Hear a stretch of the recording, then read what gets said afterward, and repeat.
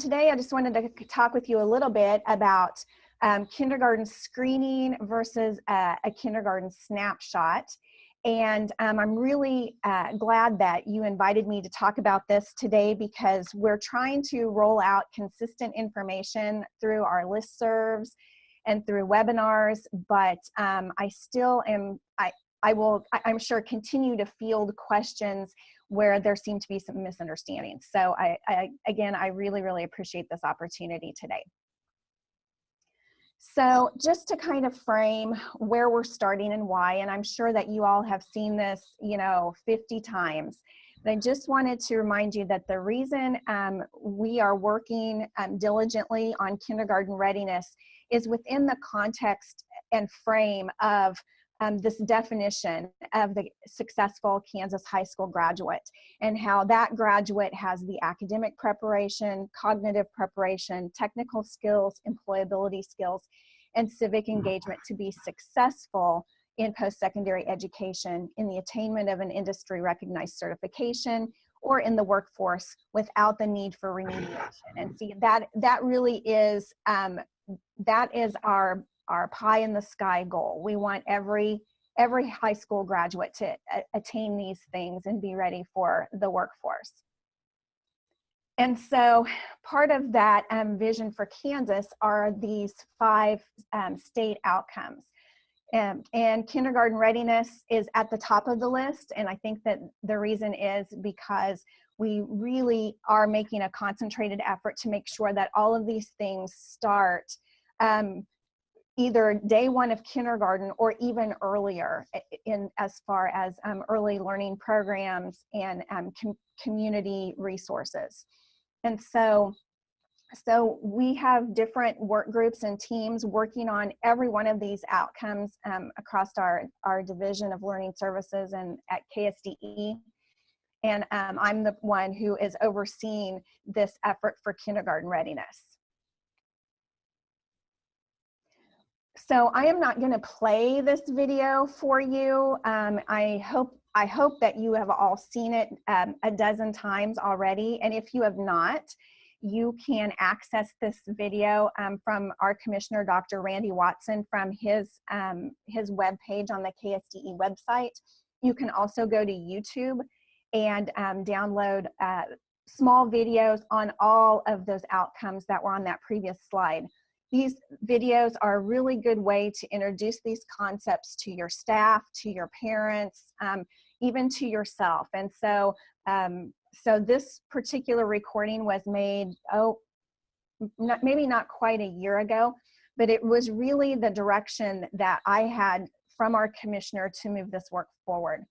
And in this video, he talks about having consistent data across our state, so that we can make some policy decisions and funding decisions at the state level, but then also finding a tool that would have a rich variety of resources and reports to be used at the local level.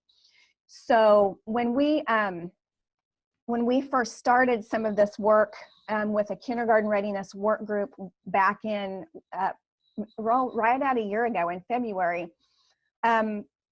we went through a process of looking at a variety of things. We were charged with finding a screener, and I'm going to use that in kind of quotation marks, finding a screener and piloting it by this fall of 2017. And so the work that this work group did was look at all kinds of options. The first thing they did was they surveyed 15 or 20 districts across the state, small districts, medium-sized districts, the largest of large districts, to say, what are you currently using as a kindergarten readiness screener? What do you use, for kindergarten roundup in the spring? What do you use when the little people show up in the fall? And what we found from that small sampling was that it was really all over the board. There were not 2 districts that were doing the same thing. Many of them were not doing anything at all as far as any kind of data before really the first 9 weeks of kindergarten. Some had checklists that they had made independently. Some of the bigger districts, what was really amazing is some of the bigger districts said, well, we don't even use the same thing across all of our buildings in our district. We don't know what the kindergarten teachers are using. So our thoughts and hopes of being able to find or implement something that the majority were already using was not going to work. So then we looked at what other states were doing. We looked at Washington State, we looked at Virginia, we looked at North Carolina, we looked at South Dakota, and some of those states, what you may not know at the district level is that at the state level, we collaborate with other state agencies. And the state agencies that are always on the cutting edge are Washington State, North Carolina, Virginia. And then we collaborate closely with South Dakota because their demographics are very much the same as the Kansas demographics. And they also collaborate closely. So we went to some of our go-to states to say, what are you doing? You know, how are you doing it?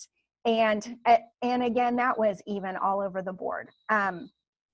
Some states have a very, very comprehensive kindergarten entry assessment. And that was not a direction that our work group even wanted to go because we know that in those first 2 to 3 weeks of kindergarten teachers do not have time to pull little people aside one-on-one and do a very comprehensive assessment. Not only that, but we also did not want to go in the direction of having what would maybe be misinterpreted as a state assessment for kindergarten. That is just not anywhere near the direction that we wanted to go. What our direction was and what this work group decided was what we need is just a snapshot of where kids are when they come to kindergarten. So, so here is our kindergarten readiness work group. As it stands today, we've lost members and gained members, but you can see that we have representation from the Children's Cabinet and Trust Fund, preschool and special education, ELL. We've got teachers and coaches from Kansas City, from Inman, from Canton Galva.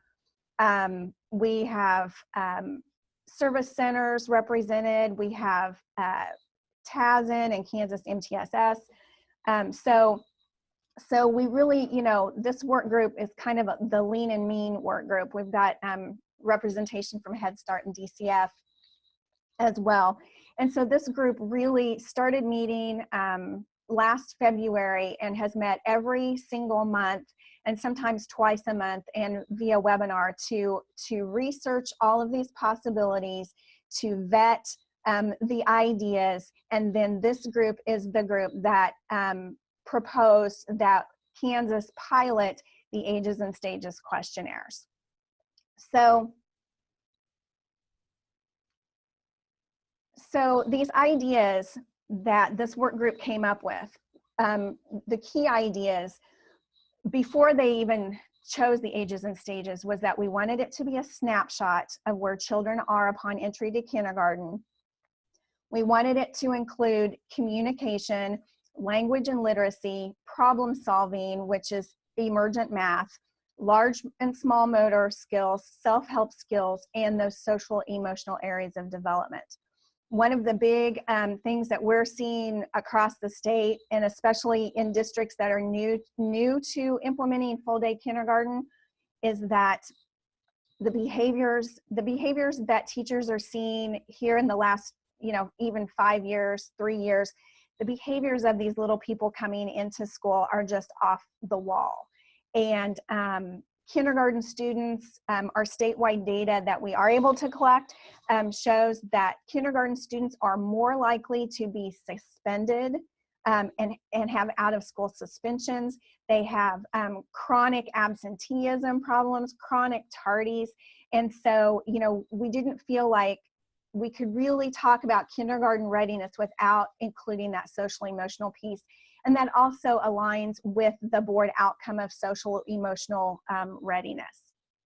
And then the other key idea is that families and caregivers should be engaged in the process of gathering that information about their child. So those first, few weeks of kindergarten is the prime time, or even before kindergarten starts, is the prime time for teachers to meet with families and to really have in-depth conversations about where the child is in all of these areas.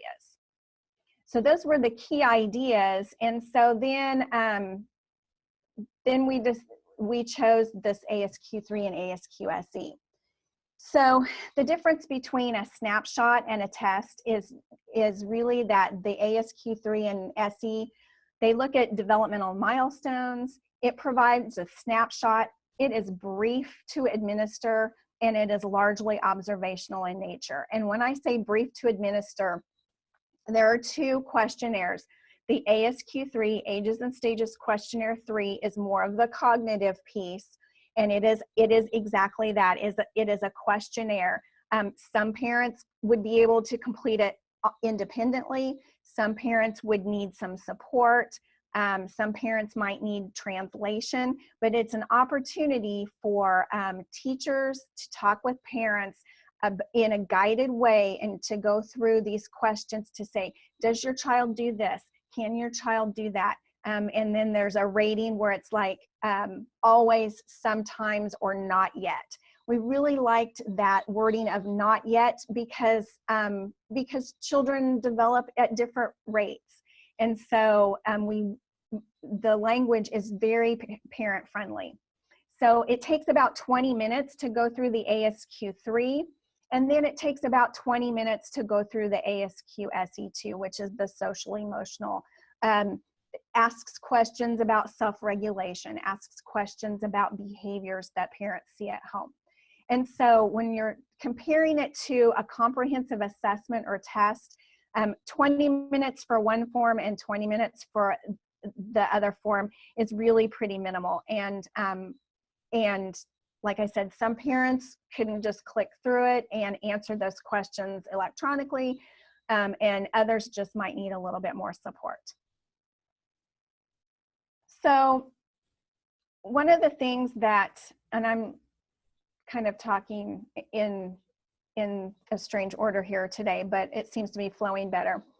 One of the things about this kindergarten entry snapshot is that this data, we want you to think of it as a hinge. And in fact, we're not even using the word screener as of last Wednesday, a week ago, because one of the things that our work group came together and recommended that I take to our commissioner is to stop calling it a screener, because we can't seem to get people to understand that it is not to screen kids out of kindergarten, and it is not to keep kids from engaging in learning on time.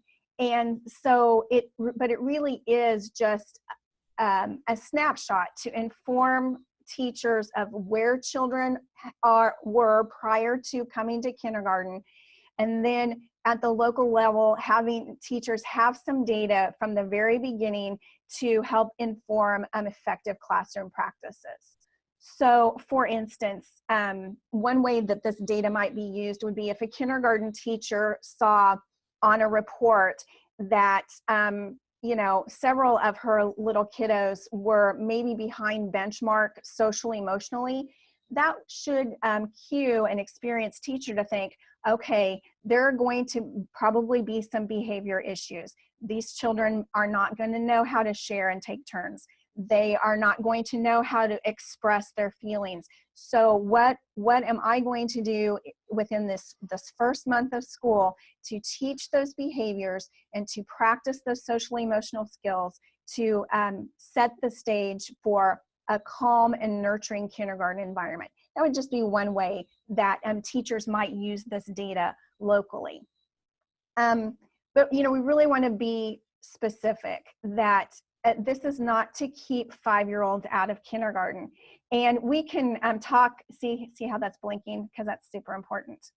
But this is why, and we're saying arrive at 5 in Kansas because the only criteria for entering kindergarten in Kansas is to be 5 by August the 31st.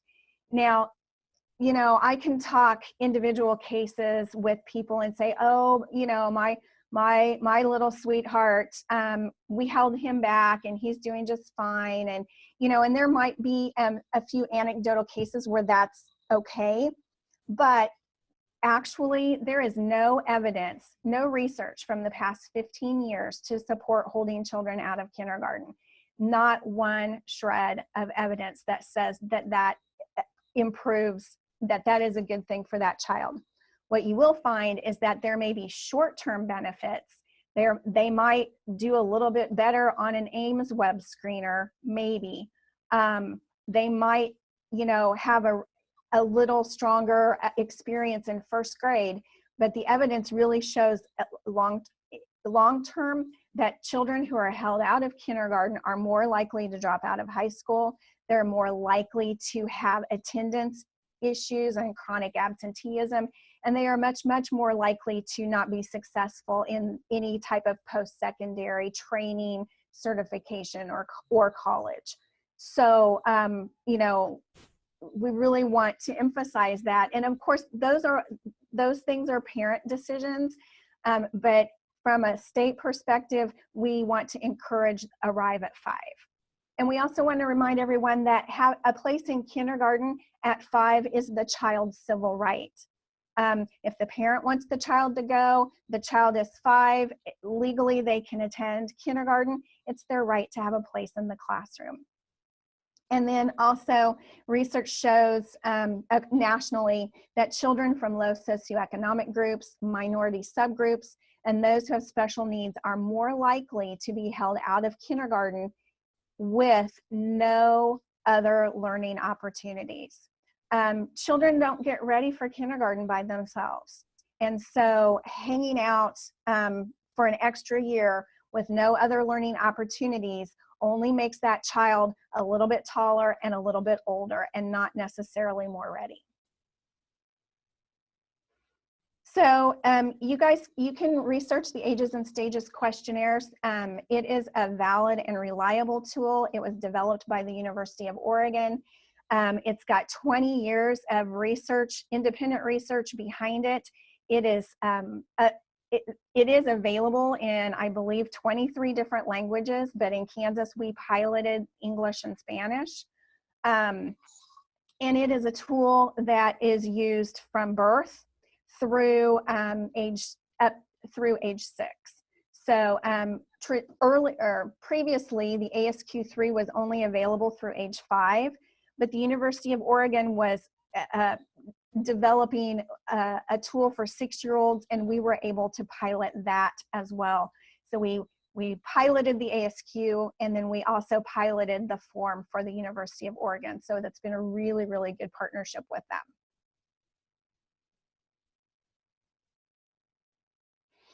So one of the things that we're also skeptical, because we all remember, you know, those 2 or 3 crazy parents in our career that knew nothing about their children, right?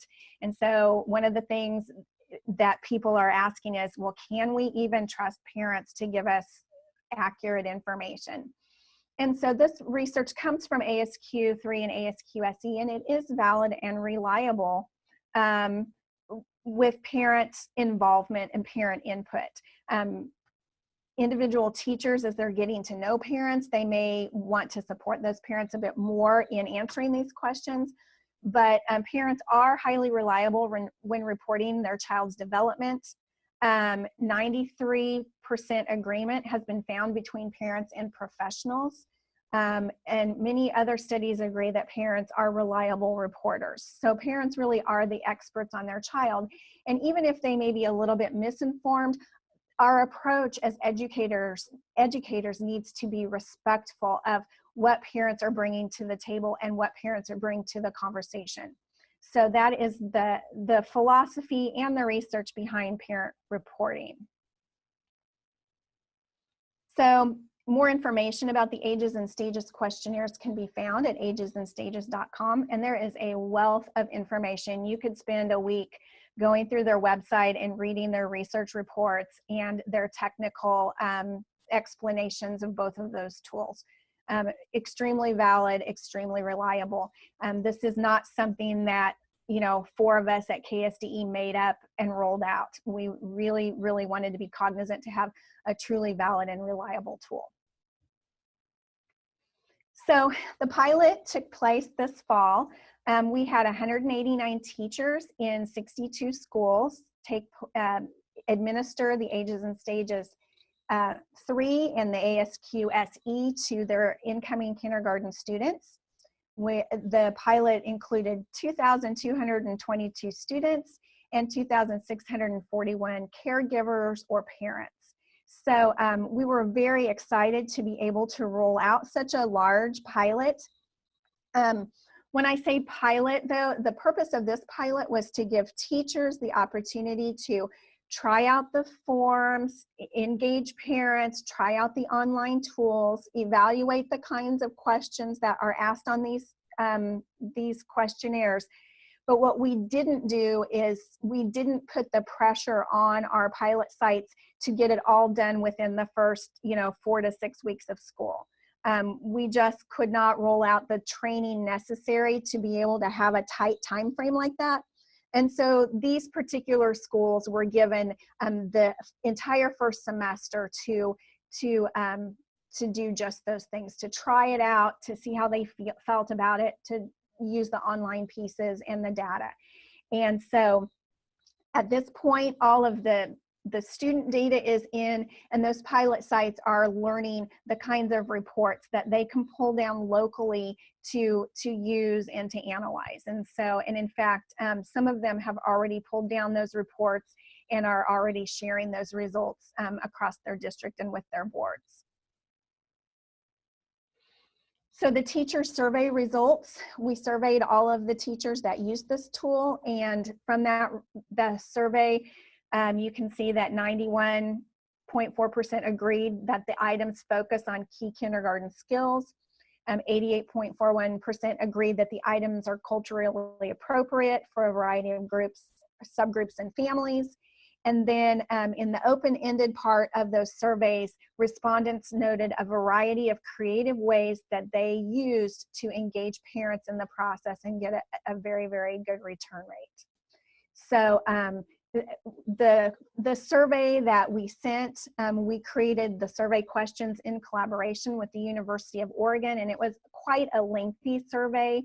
But these are just some of the highlights. We will be sharing additional survey results and comments with our State Board of Education in March, and after that meeting, I'll be able to share some more data statewide regarding these results. So one of the things, I really can't comment too much on the student data, but at the state level, we were able to use what's called a hub, where we could see aggregate non-identifiable data on all of these results, and we could sort that data by school and by district. So that was really helpful for us to be able to play with, what data are we able to see at the state level, and then the richness of the reports and the data that are available at the local level is really, I think, a bonus to using a system such as this. So the other piece of that is, of all of the areas that ASQ and ASQ3 measured, the communication, small motor, gross motor, problem solving, social emotional, just from this pilot, when we pulled that data, it was so interesting, and I can't wait to have common data across our state so that we can really use it to look at different things. But of just the pilot sites, the area that was the lowest across the board was in the area of problem solving, and those are emergent math skills. So I thought that was really interesting because, we hear about social emotional issues, we hear about language issues or vocabulary, but from this little sample of students from across our state, problem solving and those emergent math skills overall was what was the lowest. So so more to come, I'm sure, as we collect more data and really build a baseline and use that to inform our practices across the state.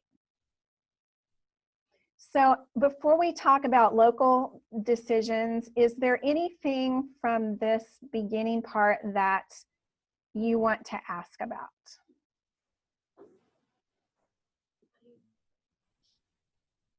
I think we're good.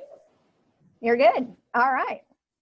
Well, at any point, I'm sure this is a lot to take in. And so, you know, if you're thinking of questions and you're just jotting them down, you know, I would be happy to, you know, you can call me or email me at a later time, or maybe as you're there talking and you have other questions, you know, Holly or Tamara can email those questions to me. But let's switch now to kindergarten roundup and what districts do in the spring before kindergarten. And really this might be more of, I want to go through some of these questions with you, and I don't know if this is a conversation you want me to be a part of or if you want to talk about it later. But I would encourage every district, when thinking about this spring opportunity, to really think locally. What is your purpose for doing it, and what are the benefits and limitations? The reason being, sometimes in some communities, kindergarten roundup is, by golly, what we have done for the past 40 years. There's always a kindergarten roundup, and you know, and I don't even know where the word roundup comes from. Maybe it's just because we're Kansans and we're thinking about cattle. I don't know. But you know, if your kindergarten roundup still looks the same as the kindergarten roundup you went to when you were in kindergarten, and a lot of them do. I actually remember going to kindergarten roundup in Salina, Kansas at Grace E. Stewart Elementary School. And a lot of kindergarten roundups that I've seen look exactly the same.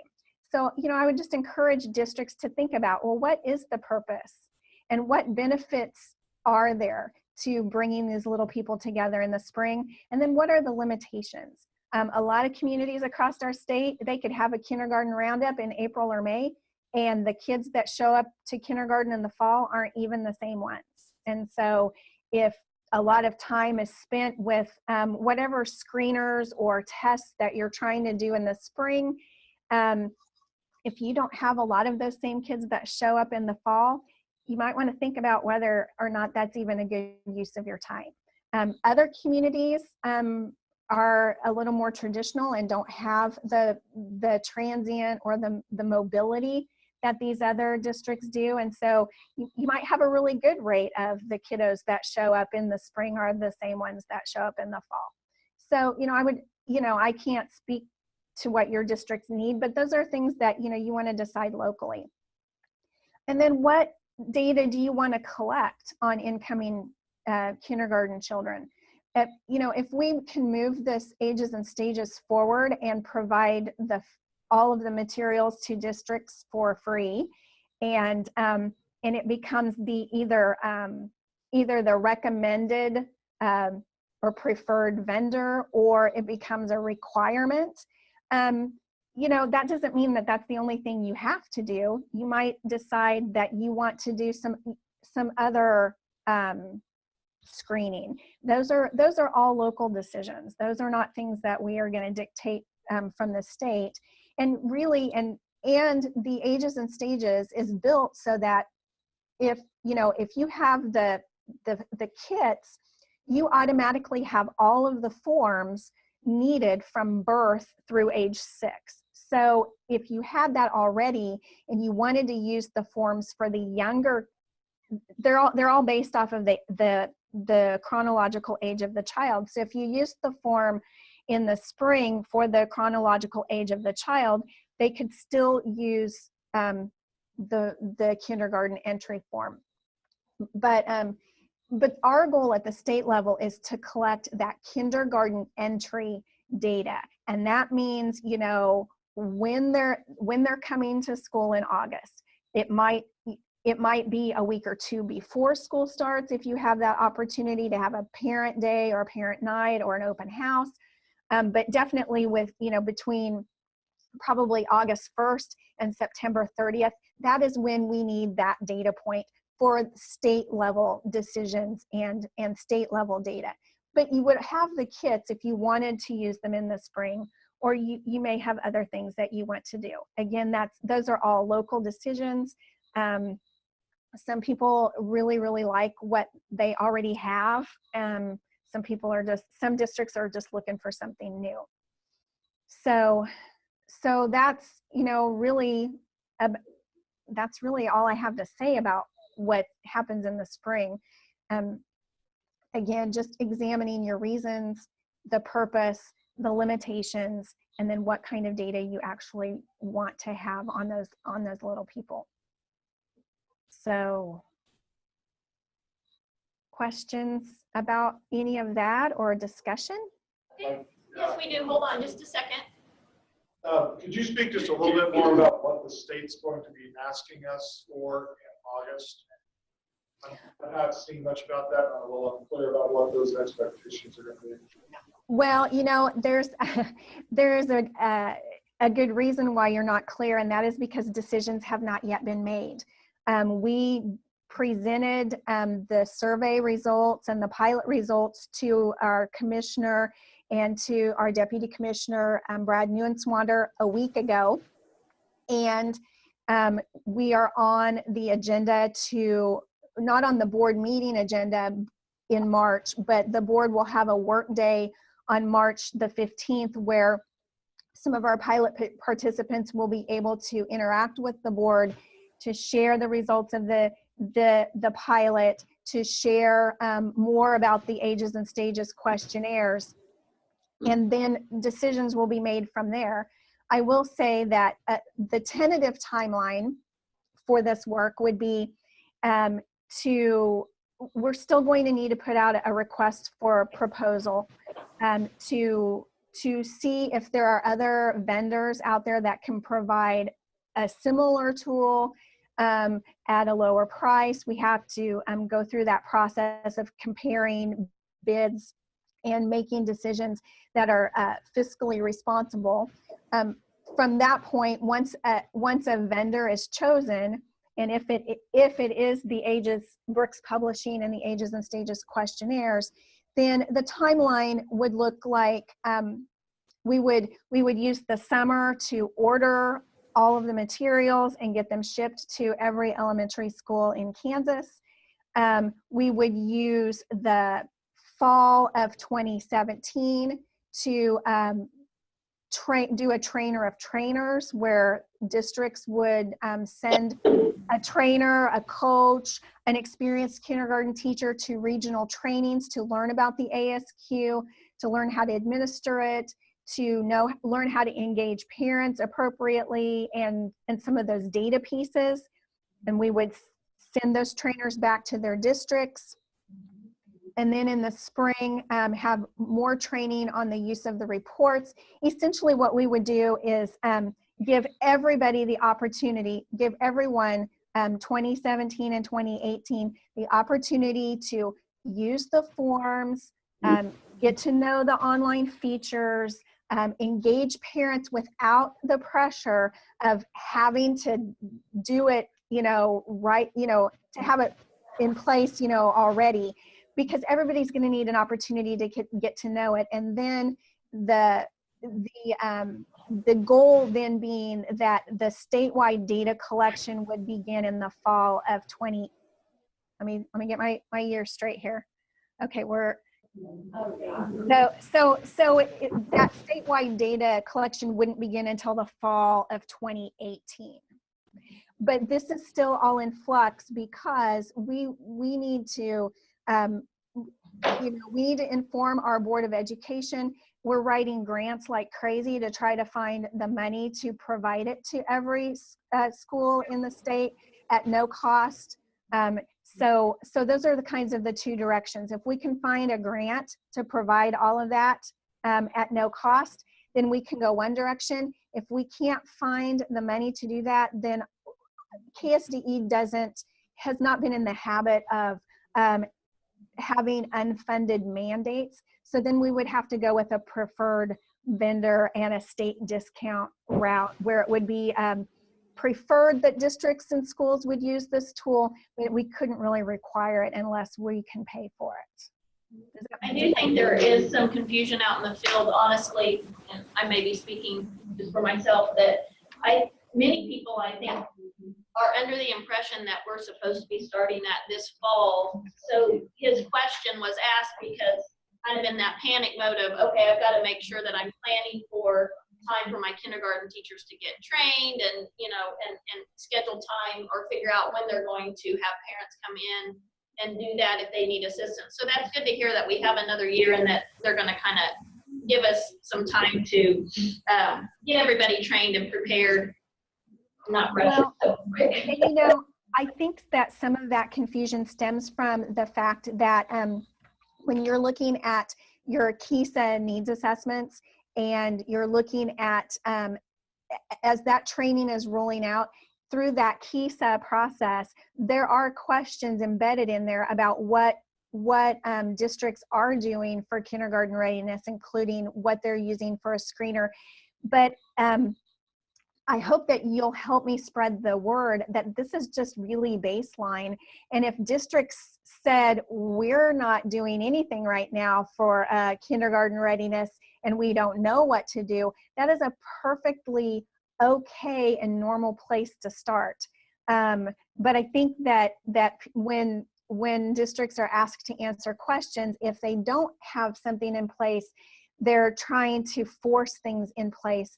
And I understand that, but really we just have to spread the word that it's okay to not have anything in place yet, because we as a State Department of Education haven't provided you with what you need to start it. So help me spread that word, because I have been fielding some really interesting calls about, well, the scariest one was in November, mid-November, a district in the northeast part of the state. So I'm pretty sure I won't offend anyone on this call with this.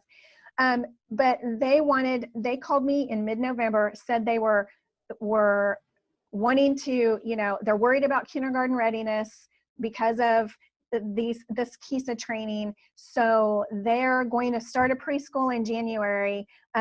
They don't have a teacher. They don't have a curriculum. They don't have, they have an old kindergarten classroom with some hand-me-down materials. And they want to start a preschool in January, and they want me to help them. And I had to just say, you know, let's be a little more thoughtful about the quality of what you want to build here, instead of, you know, throwing a preschool class together with hand-me-down kindergarten materials. So really, you know, just trying to calm everybody from these knee-jerk reactions, because until we're ready to have these conversations about what is high quality early learning, what is high quality kindergarten, and what kinds of curriculum and instructional decisions need to be made, and how prepared are districts to implement developmentally appropriate practices in order to you know, influence this kindergarten readiness. The kindergarten readiness is really a moonshot, and I'm going to back up to my, I don't know if you can still see my PowerPoint, but I'm going to back up to something that I wanted to share that I didn't. But okay, so here's, if you can see it, in italics here, it says each student enters kindergarten at age 5, socially, emotionally, and academically prepared for success. This is an aspirational goal. It's not a SMART goal. It's not a dumb goal either, but it's aspirational in that we're not going to get there next year, and we're not going to get there 3 years from now. But if we start really building, really planning seeds in high quality soil, we'll be able to grow this over the next 10 to 15 years. And when we're there, what does this goal mean for children? What does it mean for their families? And then what does it mean for our educators? Imagine a world where kindergarten teachers receive, 20 curious, healthy, little people that are ready for the kindergarten curriculum. I mean, this is groundbreaking, but it's not going to happen because everybody panicked and threw together a preschool program. And there is a committee, I know we've been receiving information that's actually working on the kindergarten readiness and kind of so they can send out information to districts in regard to just kindergarten readiness, not specifically to the screeners and all of that, but just what districts might look at and doing in regard to preparing kids for kindergarten. And they're working on that currently, correct? Right. And we do have, we also have a work group going on our behalf who is working really hard to design a Kansas guide for full day kindergarten that will be pretty comprehensive. And so they're working really hard on that. They're supposed to submit a draft to me by the 1st of March. And so we hope to have that published, in time for the next school year. And just all of the pieces that really go into having a high quality, developmentally appropriate program for full day kindergarten. And then we're also working on high quality early learning programs, and what are the pieces that local districts could put in place to make sure that their program is aligned to the Kansas early learning standards, but that it's developmentally appropriate. It's not just first grade for extra short 4-year-olds. So there is a lot of really good work going on. The other thing too is that I also work with a group here called the Kansas Professional Learning Team, KPLT.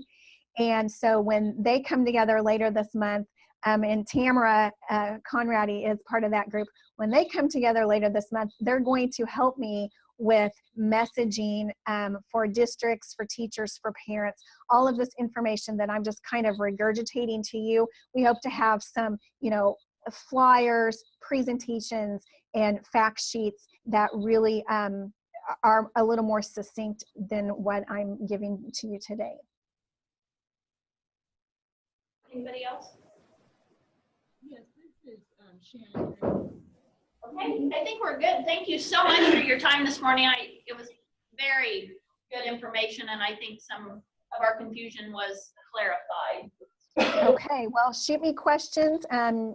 My email is tmitchell@ksde.org, and I answer emails easier than phone calls, but I also have, my direct number is 785-296-7929, and anytime you have questions, I would much rather talk to you than have people be worried or panicked or have the wrong information. So thank you for your time. I look forward to hearing from you.